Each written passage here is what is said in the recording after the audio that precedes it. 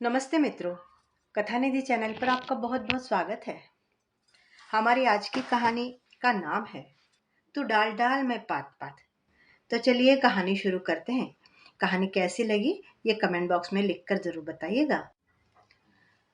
बहू ने देखा कि सास अपने बेटे के आने पर ही काम करने का नाटक करती है, किए हुए काम को दोबारा करने लगती है और इस तरह से बहू और बेटा में कलह करवाने की कोशिश कर रही है। तब उसने क्या किया, इस समस्या का हल कैसे निकाला, आइए इस कहानी में सुनते हैं। आरती जी सुबह सुबह चाय और ब्रेड लेके खा रही थी। उन्हें दूर से दिखाई दिया कि उनका बेटा मॉर्निंग वॉक करके वापस आ रहा था। जैसे ही उन्होंने उसे देखा तो तुरंत ही दौड़ के अंदर गई और चाय और ब्रेड ढक के रख दिया। फिर हाथ में झाड़ू लेके कमर पे हाथ धर के झाड़ने लग गई। अपनी माँ को सुबह सुबह काम में लगे हुए देखकर प्रशांत अपनी पत्नी को आवाज देने लगा। दो आवाजों में जब वो उसकी आवाज को जवाब न दे पाई तो वो जोर से चिल्ला चिल्ला के उसको आवाज देने लगा। सिया, क्या क्या कर क्या रही है तू? देख नहीं रही हो माँ सुबह सुबह हॉल झाड़ रही है? सिया उस समय बाथरूम साफ कर रही थी। जैसे अपने पति की आवाज उसको सुनाई दी तब वो बाथरूम में से बाहर आ गई और प्रशांत से पूछने लगी कि अरे हुआ क्या है जो इतने जोर जोर से गुस्से में चिल्ला रहे हो? मैंने तो आज ऐसा तुम्हारे गुस्से होने जैसा कुछ किया ही नहीं है। तो कर क्या रही थी अभी तक? अरे मैं कपड़े धोने के लिए बाथरूम में रख रही थी और बाथरूम साफ कर रही थी। प्रशांत वैसे ही गुस्से में बोला। अरे यहाँ तो माँ झाड़ रही है हॉल। हॉल कोई छोटा है और तुम अपना टाइम पास करे उधर? सुबह के कामों में तुम ध्यान नहीं देती हो? सिया बड़े आश्चर्यचकित रह गई। फिर अपनी सासू माँ की तरफ देखने लगी क्योंकि उसने तो सारा घर साफ सुफ कर लिया था पहले। सुबह का काम निपटा के ही वो सास को चाय और ब्रेड देकर और उसके बाद में बाथरूम साफ करने गई थी। तो फिर सासू माँ ने चाय और ब्रेड कहाँ रख दिया या खा लिया? अभी तो दिया था और उनके हाथ में उन्होंने झाड़ू क्यों ले लिया? उसे कुछ समझ में नहीं आ रहा था। खैर उस दिन तो उसने इस विचार को झटक दिया दिमाग से और दूसरे कामों में लग गई। लेकिन वो देख रही कि दिनों दिन सासू माँ का इस तरह का व्यवहार बढ़ता ही जा रहा था। एक दिन सिया की सासू माँ, जिनका नाम आरती है, उन्होंने उसको दिन में घुटनों की मालिश कर देने के लिए कहा। सिया ने तुरंत ही तेल गरम किया और उनके घुटने मसलने लगी, घुटनों पर तेल लगाने लगी। कम से कम 1 डेढ़ घंटा तो उसने उनके घुटनों की मालिश की। उसके बाद बैठे बैठे सिया की भी पीठ दुखने लगी। उसने कहा, माँ जी मेरी भी पीठ और कमर दुखने लगी, थोड़ी देर आराम कर लेती हूँ मैं। उसके बाद में चाय और शाम के लिए कुछ नाश्ता भी बनाना है। आरती ने कहा, बेटी मेरे हाथ और पाँव भी थोड़े से ठीक से दबा दे बेटा, फिर तू आराम कर लेना। बहू ने थोड़ी देर और उनके हाथ पांव अच्छे से दबा दिए। इसके बाद में आरती ने घड़ी में टाइम देखा। उसने सोचा प्रशांत को आने में अभी आधा घंटा बाकी है। तब उसने बहू को बोला, जाओ बहू तुम आराम कर लो। सिया वहां से उठी, अपने बेडरूम में गई। उसके बाद में उसने एसी ऑन किया और लेट गई। उसे काफी देर से बैठे बैठे उसकी कमर और पीठ दुख रही थी। उसने सोचा अभी थोड़ा सा तो आराम कर लो, फिर शाम का चाय वाय का टाइम हो ही रहा है। 5-10 मिनट में सिया की आंख लग गई। अभी उसे मुश्किल से 10-15 मिनट ही हुए होंगे नींद लगे कि उसे सुनाई दिया प्रशांत चिल्ला रहा था उसके नाम से। वो हड़बड़ा के उड़ बैठी। तभी उसने देखा प्रशांत बेडरूम में आ गया और चिल्ला चिल्ला के कहने लगा, सिया तुम सो रही हो?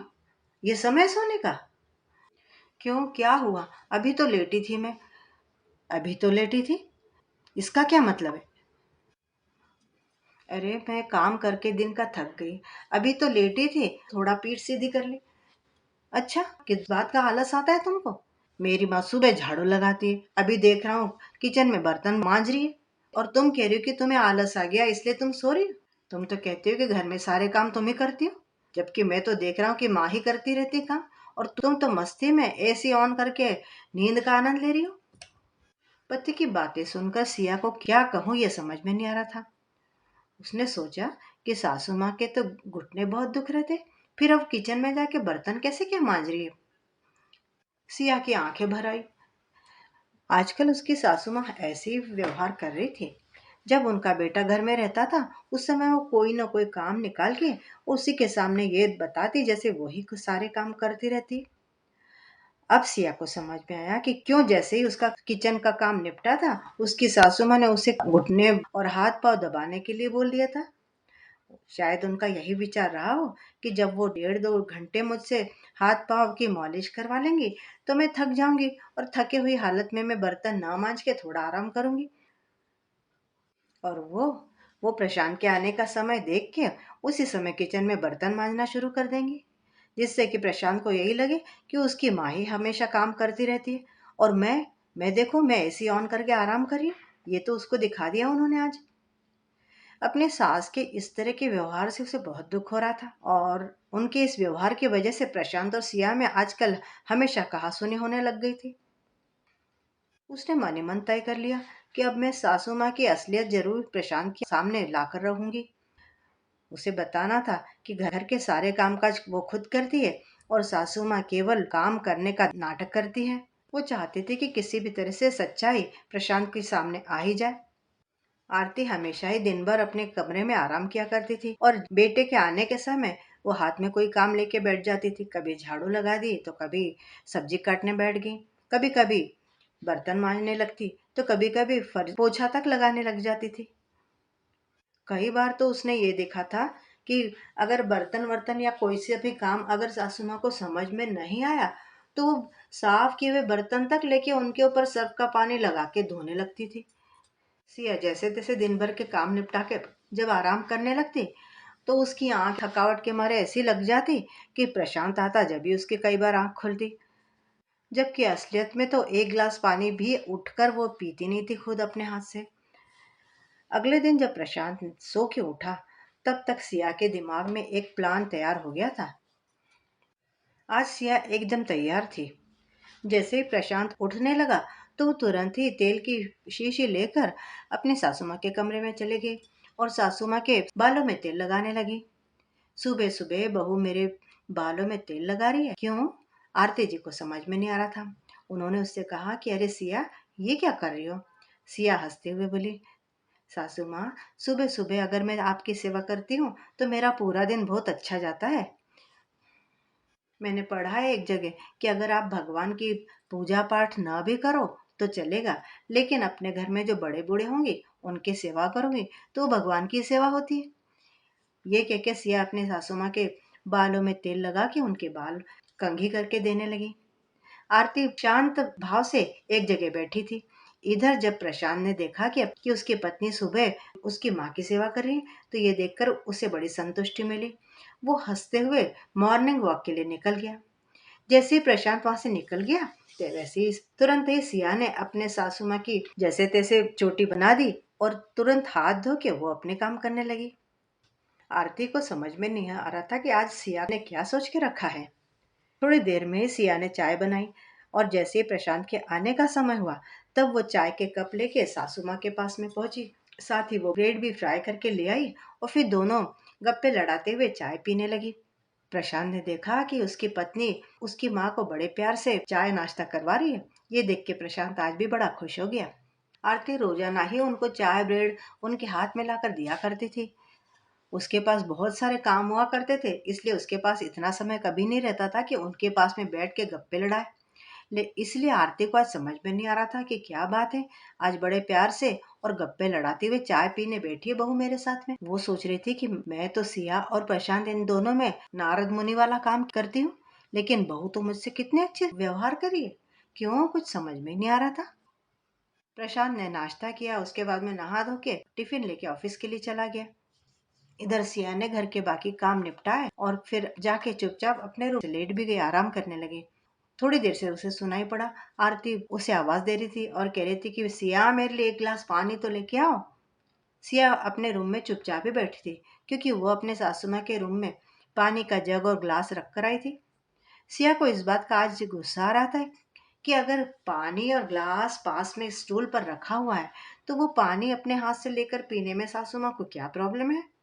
4 5 बार आवाज देने के बाद में भी जब सिया आरती के रूम में नहीं आई तब आरती खुद ही उठ गई और उठ के पानी अपने हाथ से लेके पीने लग गई। पानी पीने के बाद में आरती गुस्से में बहू के कमरे में पहुंच गई और जोर जोर से चिल्लाने लग गई, ओ महारानी जी, मैं तब से आवाज लगा रही हूँ और तुम यहाँ खर्राटे लेती पड़ी हो। कितनी देर से आवाज दे रही हो, मुझे पानी चाहिए था। सासू माँ, मैं सुबह से काम ही तो कर रही हूँ, कर करके थक गई और पानी तो मैंने आपके पास में लाकर रख दिया था। अपने हाथ से बस ग्लास में पानी उड़ेल के तो पीना था। आरती सिया की तरफ गुस्से से देख रही थी कि तभी सिया ने सासू माँ के पीहर में फोन लगा दिया। उनके पीहर में फोन लगाया हुआ देखकर वे कुछ बोली नहीं। मन में गुस्सा रहते हुए भी वो चुपचाप खड़ी रही और फिर थोड़ी देर में पांव पटकती हुई वहां से चली गई। सिया मन ही मन खूब हंस रही थी। आरती हमेशा की तरह शाम के समय अपने बेटे के आने की राह देख रही थी। उन्होंने सोचा था कि जब उनका लड़का प्रशांत घर आएगा उस समय वे हॉल को झाड़ना शुरू करने वाली थी। लेकिन उसके पहले ही प्रशांत के आने का समय होते ही सिया दौड़कर तेल लेकर अपनी सासू माँ के पाँव में मालिश करने लग गई। आरती उसे मना करने लग गई, बोली कि सिया आज मेरे पाँव नहीं दुख रहे हैं, तू जा अपने रूम में, तू आराम कर, मुझे आज मेरे पाँव नहीं दबवाने हैं। लेकिन सिया अपनी सासू माँ का कुछ भी नहीं सुन रही थी। तभी प्रशांत घर के अंदर आ ही गया। प्रशांत आया तो पहले माँ से मिलने आने की उसकी आदत थी। उसने देखा कि उसकी पत्नी सिया माँ के पाँव के तेल मालिश कर रही है। उसे बड़ी खुशी हुई। तभी सिया बोली, देखिए ना, रोज मालिश कर देती हूँ, आज माँ के पाँव में आराम है, आज वो कह रही है कि मेरे पाँव मत दबा, आज मुझे आराम है। प्रशांत, मैं अब जाती हूँ अंदर किचन में, तुम्हारे लिए चाय बनाती हूँ, बढ़िया अदरक डाल के, और साथ में प्याज के पकौड़े बना कर लाती हूँ। आरती सिया की तरफ अब आंखें बड़ी करके देखती ही जा रही थी। वो सोच रही थी कि सिया ने 2 मिनट भी तो मेरे पाँव की मालिश नहीं की है, फिर भी वो प्रशांत को ये क्यों बोली कि मैं आधे घंटे से माँ की पाँव दबा रही हूँ। आज तो सिया ने पाँव की मालिश ढंग से की भी नहीं है। अरे 2 मिनट तो पाँव दबाए होंगे, इतने में तो प्रशांत भी आ गया। आज प्रशांत के सामने आरती का काम करने का नाटक करने का ही रह गया। आज आरती को सिया पे बहुत गुस्सा आ रहा था। इधर प्रशांत हंसते हंसते अपनी पत्नी की तारीफ कर रहा था। प्रशांत आरती से बोला, देखा माँ, सिया कितनी अच्छी है, तुम्हारी कितनी देखभाल करती है, तुम्हारा कितना ध्यान रखती है। तुम तो हमेशा बिना वजह से टेंशन लेती रहती हो, हमेशा इसी बात की चिंता में रहा करती थी कि बहू आ जाएगी तो तुम्हारा बुढ़ापा बेकार हो जाएगा। देखा नहीं तुमने, सिया तो तुम्हें कोई सा भी काम करने नहीं देती है और तुम्हारी मन लगा के सेवा भी करती है। अब आरती जी क्या बोलती। प्रशांत ने तो अपनी आंखों से देखा था कि सिया उसकी सेवा करती थी। वो खुद के बनाए हुए जाले में खुद ही फंस गई थी।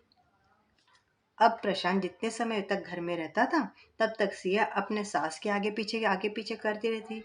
सास माँ से मीठी मीठी बातें करती, अपने सास का हर काम कर देती। अब वो अपनी सासू माँ को कोई सा भी मौका नहीं देना चाहती थी कि वो उसे प्रशांत की नजरों में गिराए। सिया झाड़ू, बर्तन, कपड़े रगड़ने का साबुन, हर चीज छुपा कर ही रखने लग गई थी। तो अब वे कैसे झाड़ू लगाती या बर्तन मांजती या अपने बेटे के सामने झूठ मूठ काम करने का नाटक भी कैसे करती। सिया ऐसी नहीं थी, वो तो पूरे मन से अपने सासू माँ की सेवा किया ही करती थी। लेकिन जब से उसने देखा कि सासू माँ उन दोनों पति पत्नी में कलह करवाने का काम कर रही है, तब से सिया ने भी सोच लिया था कि वो भी सासू माँ जैसा ही काम करने का दिखावा करेगी, नाटक करेगी। जैसे सासू माँ बिल्कुल प्रशांत के आने के समय कुछ काम हाथ में लेती थी, वैसे ही उसने भी सोच लिया। वो केवल 5 मिनट सासू माँ की सेवा करती और ऐसे दिखाती कि मैं तो घंटे भर से इनकी सेवा कर रही हूँ। कुछ लोग टेढ़े रहते हैं, सहज ही में सीधे नहीं होते हैं, इसलिए उनके लिए उन्हीं का हाथ कंडा आजमाना पड़ता है। बेचारी सिया, उसको मजबूरी में ही सासू माँ के लिए ये प्लान बनाना पड़ा। लेकिन ये जरूर है कि उसकी सासू माँ समझ गई कि अगर मैं डाल डाल तो ये बहू तो पात पात है। इसके अलावा वो बहू क्या भलापन भी समझ चुकी थी। अब उन्होंने अपने हथकंडे आजमाने बंद कर दिए और आराम से रहने लगी। सिया को भी आराम हो गया। तो मित्रों, आपको ये कहानी कैसी लगी? अगर अच्छी लगी हो तो कमेंट बॉक्स में कमेंट जरूर कीजिएगा। अगर चैनल पे नए हैं तो चैनल को सब्सक्राइब भी जरूर कर लीजिएगा। कहानी सुनने के लिए बहुत बहुत धन्यवाद।